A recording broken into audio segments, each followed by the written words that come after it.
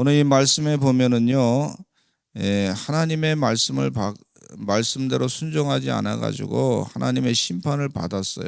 7배나 벌을 받았어요.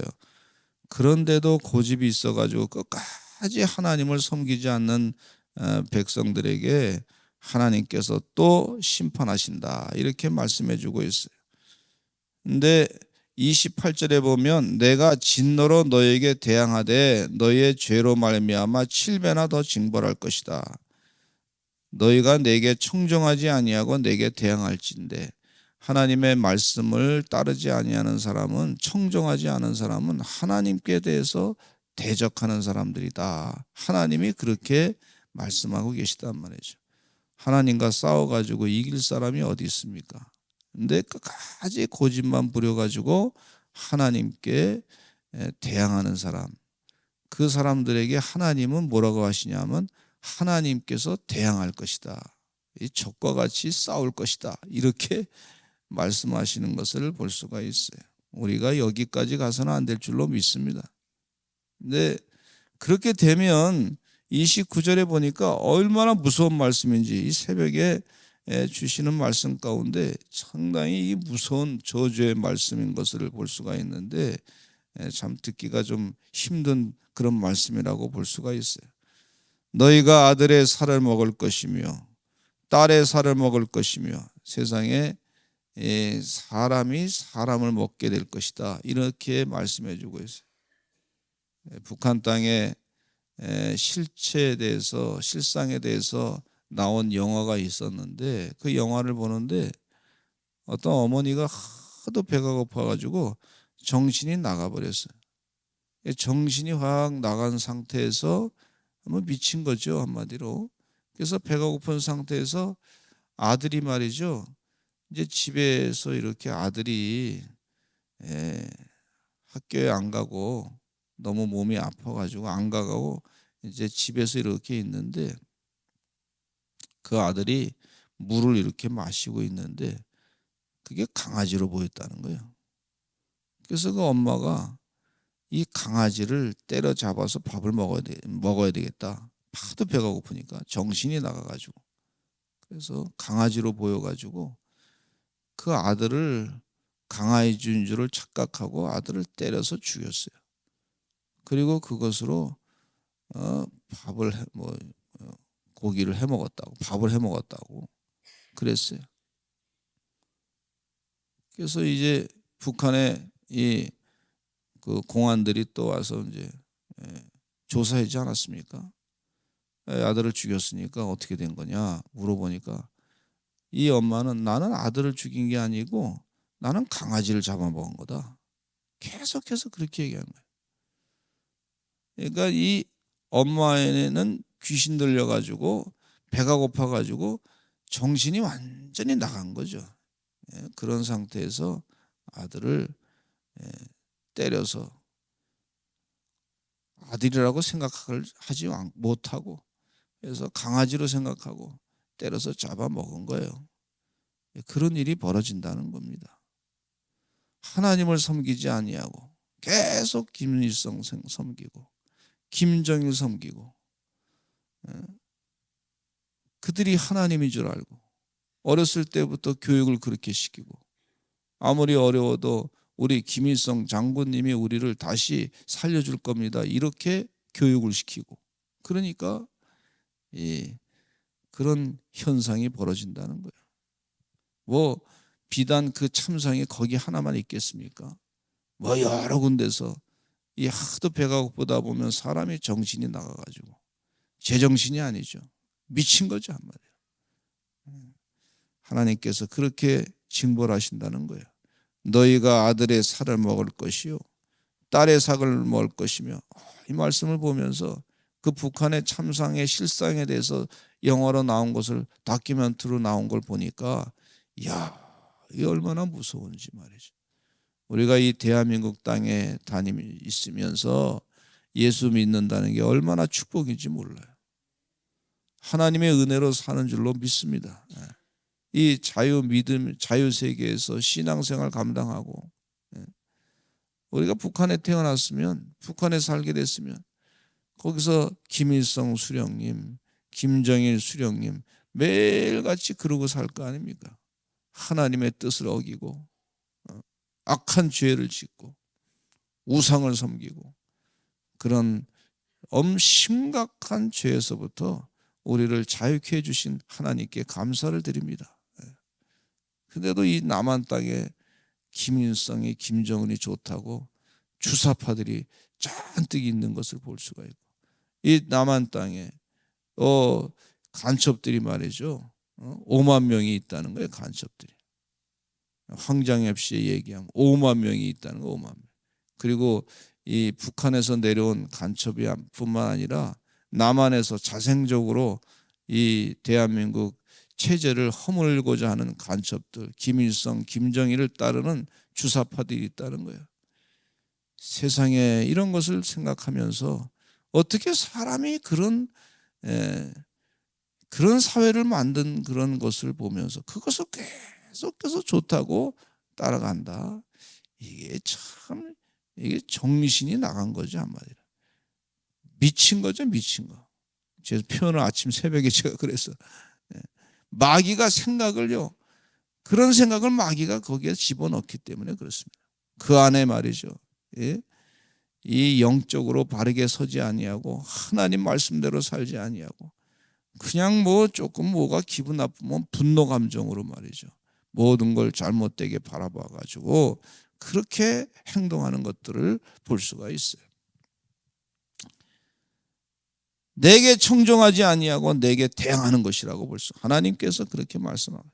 내게 청종하지 아니하고 내게 대항할진대 내가 진노로 너에게 대항하되 너희 죄로 말미암아 7배나 더 증발할 것이다. 너희가 아들의 살을 먹을 것이고 딸의 살을 먹을 것이며. 이 기가 막힌 일이죠. 심각한 보통 일이 아니야. 이럴 수가 있습니까, 우리가? 하나님의 심판을 이렇게 받게 될 것이다. 그 실상을 우리가 지금 현재 보고 있는 것을 참 기가 막히게 여기면서 기도해야 될 줄로 믿습니다. 하나님, 우리 죄를 용서해 주시옵소서. 악령을 물리쳐 주시옵소서. 귀신의 생각을 물리쳐 주시옵소서. 우상 섬기지 않게 해 주시옵소서. 그리고 30절에 보니까 이런 말씀을 우리 하나님께서 또 하고 계세요. 심판하시되 내가 너희의 산당들을 헐며 너희의 분향당들을 부수고 너희 시체들을 부서진 우상들 위에 던질 것이다. 너희의 시체를 부서진 우상과 함께 같이 너희가 심판받고 죽을 것이다. 이렇게 말씀하고 계시는 것을 볼 수가 있어요. 내 마음이 너희를 싫어할 것이고, 참 무서운 말씀이죠. 하나님이 너희를 싫어할 것이다.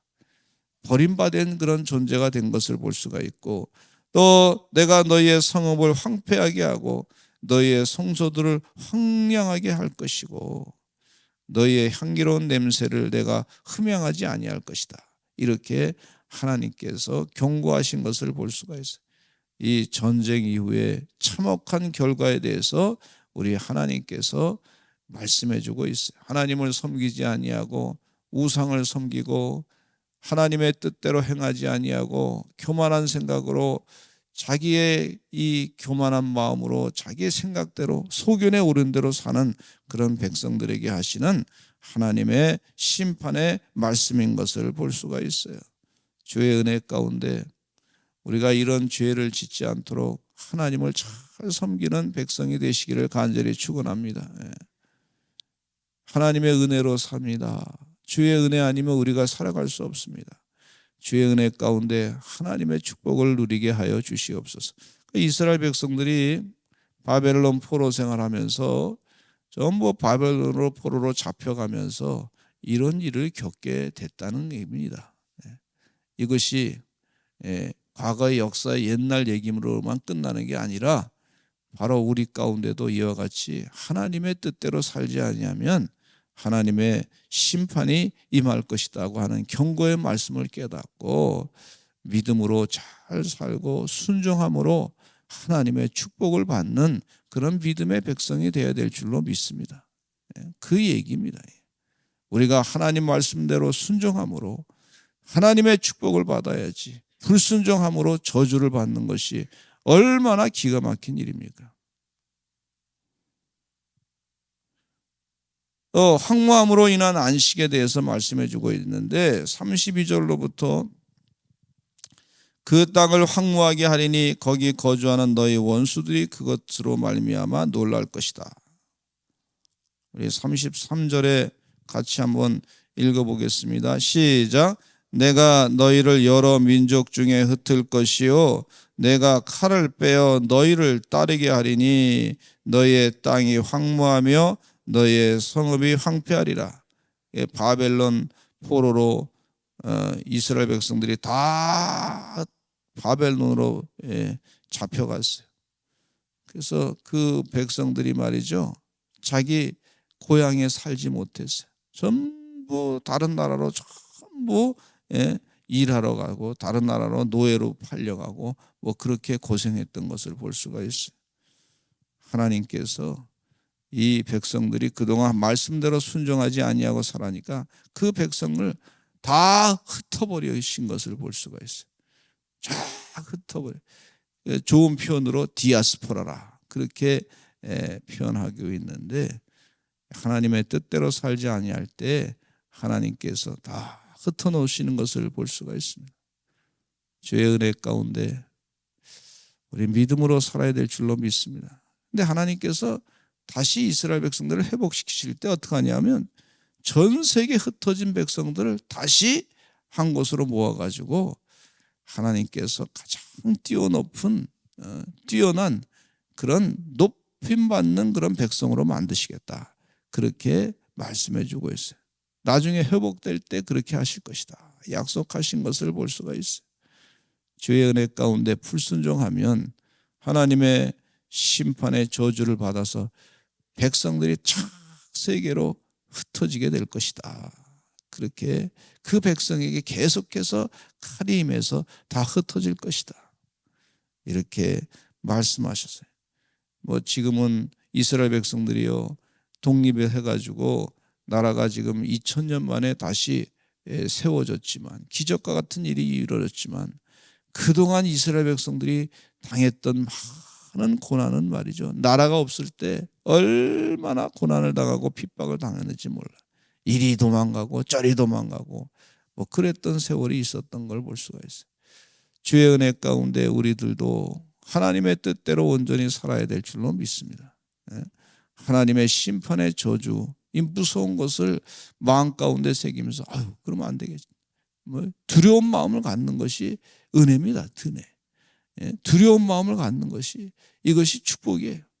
하나님의 뜻대로 살아야지. 하나님의 뜻대로 살아 하나님의 축복을 받아야지.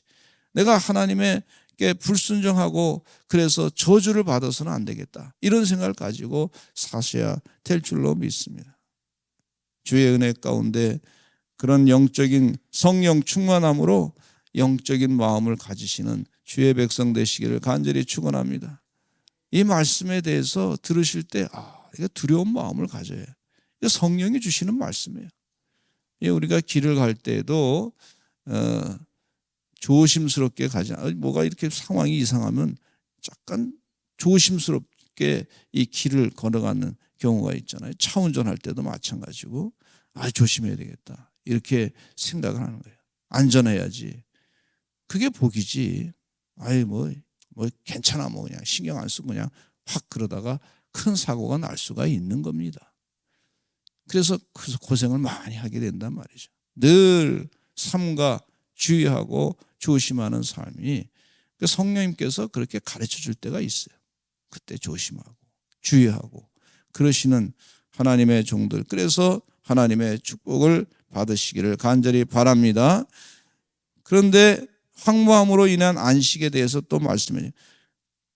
근데 사람이 다 흩어지고 나니까 그 땅의 안식을 누리게 될 것이다. 우리 하나님께서 또 그렇게 말씀하고 있어요. 땅이 그동안 일을 많이 해서 힘들었는데 땅도 안식을 시켜줘야 되겠다. 하나님의 계획을 또 여기서 또 말씀해 주고 있어요. 우리가 3년 동안 코로나 때문에 많이 힘들어서 예배를 제대로 못 드렸는데 그중에 또 깨달은 것도 있어요. 그동안 마스크를 끼고 다니면서 야, 그동안 우리가 말을 할 때 얼마나 함부로 말했나. 너무나 그냥 죄된 말을 많이 하지 않았나. 그래서 우리가 입을 막고서 우리 자신을 돌아보는 그런 시간을 갖게 해주셔서 감사합니다. 이런 생각을 또 갖게 돼요. 또 예배당에 와서 마음대로 예배 못 드리니까 그동안 예배 한 번 드리는 것이 얼마나 소중한 것인데 예배를 가볍게 여기고 우습게 여기고 막 그렇게 생각했던 그 잘못된 죄를 또 깨닫게 해주셔서 얼마나 감사한지 몰라요. 잃은 것도 있지만은 얻은 것도 참 많아요. 야, 신앙생활 할 때 보니까 이런 시험이 있다 그래서 또 알곡과 쭉정이를 나누는 역사도 있구나. 신앙생활 하는데 그냥 조그만 힘든 일이 닥쳐도 그냥 무너지고 넘어지고 자빠지고 그런 신앙생활 하는 사람들, 그래서는 믿음에서 자꾸 떠날 수밖에 없구나 하는 것도 우리가 이 깨우치는 그런 시간이 됐단 말이죠. 이 어려운 시험이 있어도 믿음 생활을 바르게 해야 되겠구나. 예배를 바르게 드려야 되겠구나.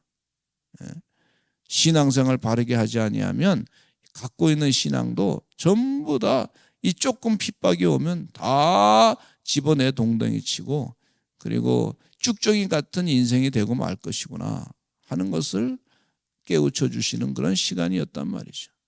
잃은 것도 있지만 얻은 영적인 교훈도 있는 것을 깨닫게 됩니다.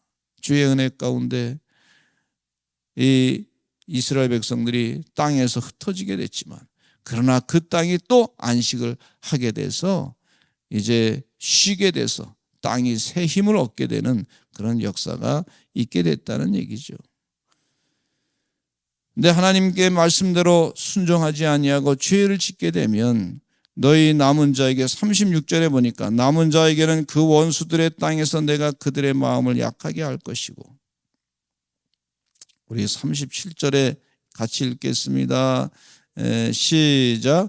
그들은 쫓는 자가 없어도 칼 앞에 있음같이 서로 짓밟혀 넘어지리니 너희가 원수들을 맞설 힘이 없을 것이요. 38절 시작. 너희가 여러 민족 중에서 망하리니 너희의 원수들의 땅이 너희를 삼킬 것이라.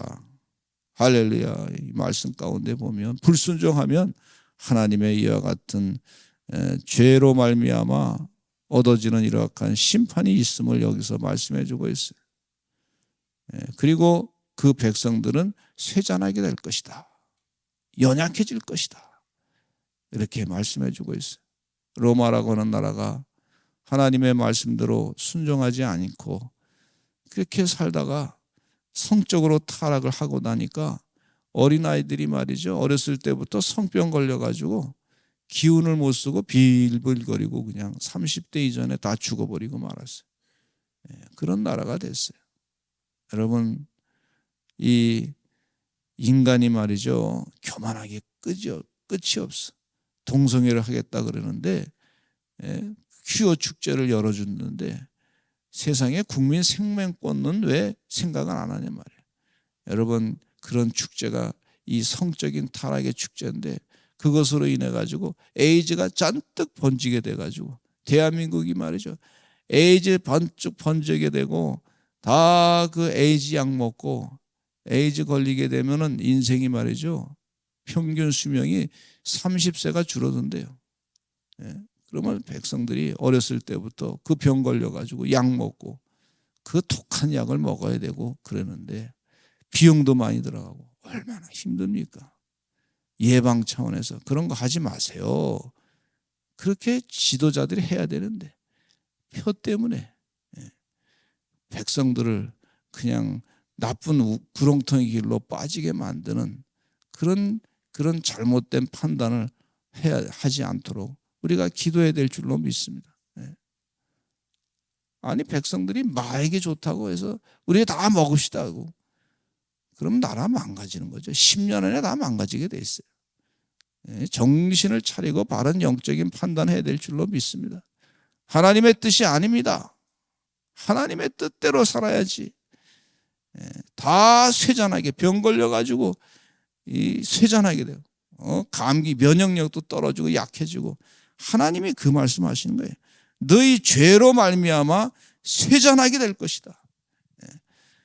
기운이 빠져가지고 원수들을 대적해서 그들을 다시 방어할 수 있는 힘을 다 빼놓게 할 것이다. 불순종하게 될 때 얻어지는 결과에 대해서 말씀해주고 있어요.